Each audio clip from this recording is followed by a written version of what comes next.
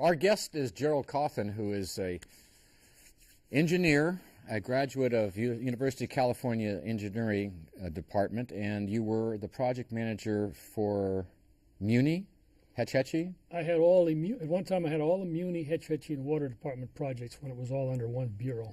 And for our viewers around the Bay and outside the Bay, that's significant in that it's the public transit system, the huge water system that starts in the Sierras, and serves not just San Francisco but the South Bay and elsewhere.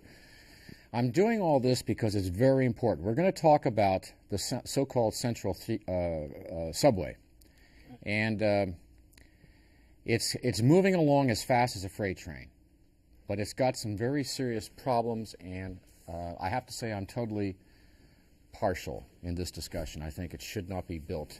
It is one of the great boondoggles that I've seen.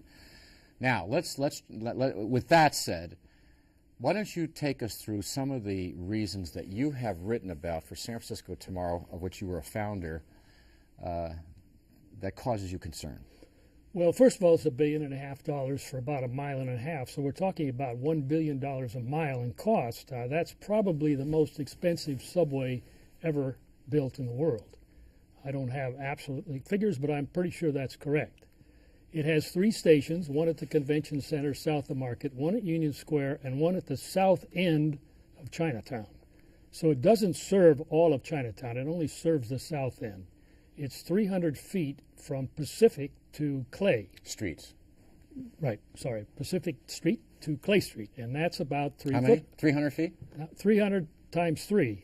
900 feet. Each block has 300 feet, but I turn those into football fields so everybody can get it. So that's 3 football fields end to end between Pacific and Clay. So somebody who lives on Pacific and is used to maybe walking 100 feet to their bus stop is going to find themselves walking 900 feet. Or 3 football fields. Or 3 football fields. To get to the station. And then down about 5 stories to the track level. And then they'll ride about less than a half a mile to Union Square, and then they'll come up about 8 stories to reach Union Square, or if they want to transfer to the Powell Street station on the Market Street line, they're going to walk, or there's a distance, I should say. There's a distance, according to Muni, of 920 feet, which is, again, 3 more football fields. 3 more football fields between the Powell Street station and the Union Square station. Okay, now for the people who are in the Bay Area and outside the Bay Area, we're going to have to make some sense of this. I think we might want to do a little background here. We have a main line that goes down Market Street, which most of the world knows about and they've seen, especially in the earthquake pictures. We have a new line that goes down south, and this line goes to Chinatown. The Central Subway is an extension of the 3rd Street line that comes from the south part of the city. And so instead of going into the Market Street subway, which it does now, it will extend straight up 4th and Stockton to the south end of Chinatown. Right. The point being that is right now you can. It's a somewhat of a unified system. If you're coming from the south end of town, you can get on. The trains are going up and down Market Street. Correct. But they're going to bypass that and go straight into Chinatown. Now, I want to go to the other background, the fact that when we had an earthquake here, we lost a freeway that was important to Chinatown. Correct. And the promise was made to the community that there would be some way to compensate for the lack of flow of tourists, shoppers, and so on. And this is supposed to be that solution. Yeah, I would say that I felt that original promise was legitimate. Some people disagree, but I think that was a legitimate promise. They lost a key access. They were very, very worried and well organized. They eventually got a promise from Willie Brown, the mayor at the time, that he would do something to compensate for that, namely build them some kind of a subway. But after that point is where the problem started, because instead of making the most of that opportunity to serve all of Chinatown and the areas to the north of Chinatown, which is headed towards Fisherman's Wharf and North Beach, our famous tourist areas. I can maybe rattle them off. It's North Beach, Fisherman's Wharf, Telegraph Hill, Russian Hill, the Marina District, the Union Square or the Union Street District, Cow Hollow, and the Presidio of San Francisco, and the Polk Street Gulch area. All of those areas use the 2 bus lines that come through Chinatown today to get downtown. None of those people, very much north of Clay Street, are going to be benefited by this line. It's so also, they've missed an opportunity. I've asked this question. I think I've asked you this question as well. And C.W. Nevius is going to be with us next week on this, are going to be in the future. If you're serving Chinatown and you take the buses that are now filled and moving so slowly, and you understand, well, try to understand the culture of shopping and so on, I can't imagine how the Chinese community is going to tolerate going down 5 stories to get to the train, take it for about a mile, and then come up 9 stories. Where is the logic? There has to be some sanity back in Washington where this money is coming out of, or there must be some sanity at the organizations you used to work for. Where's the sensitivity to the actual customer using the train that we're trying to compensate for? Well, in your last session, there was some talk about how people had lost faith. I have to agree that I've kind of lost faith in the integrity of the process by which these very large projects get advanced and developed and sold and then finally built. In Washington? To some degree, but on the other hand, you can't expect somebody sitting 3,000 miles away to sort out the differences between different factions in a locale. I blame the local politicians who have not presented a clear, logical plan to Washington. They can't second guess this in Washington very well. The Department of Transportation scrutinizes all the proposals for funding. Obviously, it's politics. They're very powerful politics when the Speaker of the House is from San Francisco. But you have colleagues in your engineering profession. I mean, how many of them, when they look at this project, have to shake their head and say, this is simply one of the great engineering misfeats in U.S. history? I hear it all the time. I hear it from engineers, I hear it from planners, from architects, from transit buffs and transit advocates all over the region, probably all over Northern California. People who look at this recognize it as being, as you said, a huge boondoggle. That's all you can call it. And there's so much more can be done. I'm not one of those who thinks you shouldn't build. Yes, and I want to take the rest of the time, because I read your report. I don't want us to be negative. There is a plan that would work. Now let's spend time with what you've, and this is not San Francisco Tomorrow's position yet. It is your position. Correct. Well, I think there's several alternatives that could be certainly studied carefully.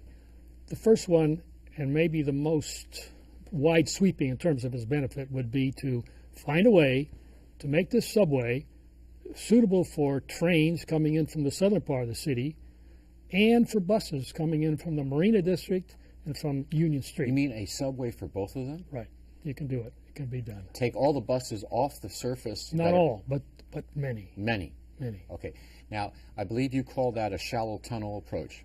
I would say that the shallow tunnel approach has got a plus and a minus. I'll give you the minus first. Good. The businesses along the street, the little businesses that operate all along Stockton Street and all along 4th Street, will recognize that there'll be some disruption during construction. Not 2 years, because what you do is dig a hole, deck the street, put great timbers on the street, and then restore the street to more or less normal use.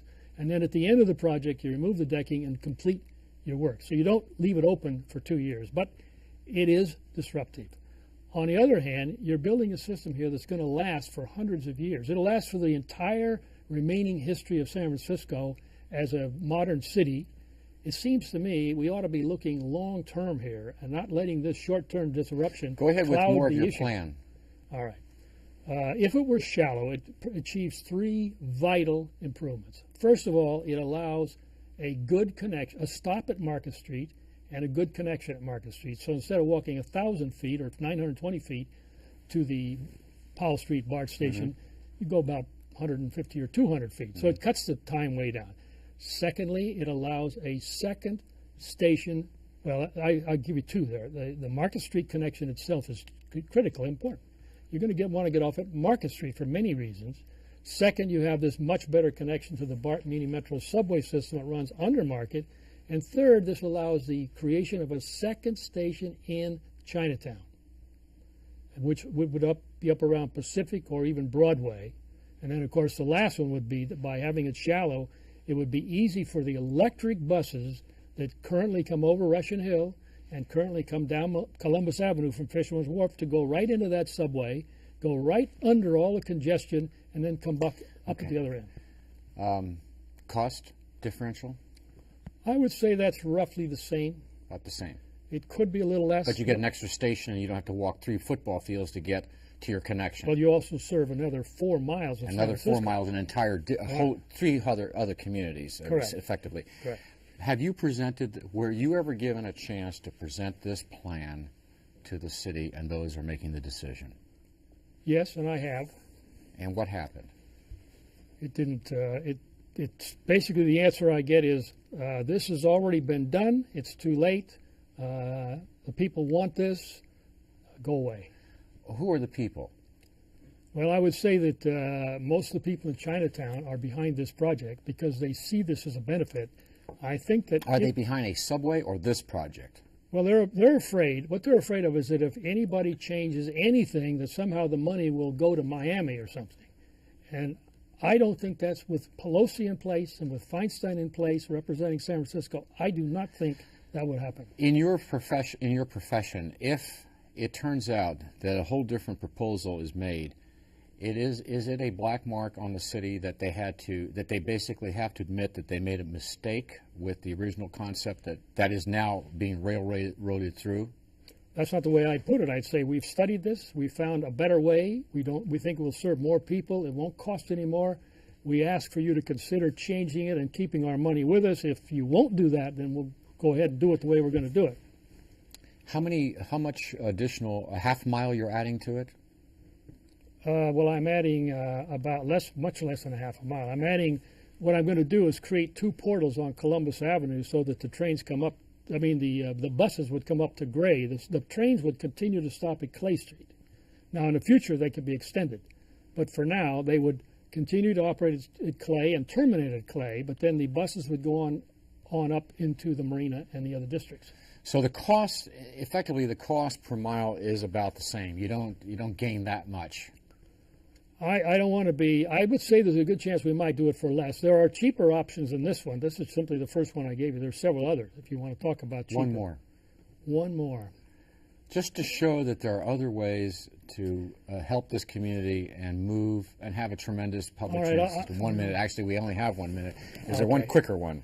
There is. If they kept the system, the existing system, there's still an opportunity to save a huge amount of money, probably $500 million, by simply leaving it on the surface till after, as it's coming north from the Bayview district, leave it on the surface until it crosses Market, and then go into 2 portals, one between O'Farrell and Market and the other between Ellis and O'Farrell, and then so that by the time you get to Union Square, it's again in a shallow subway. All right, and that saves $500 million.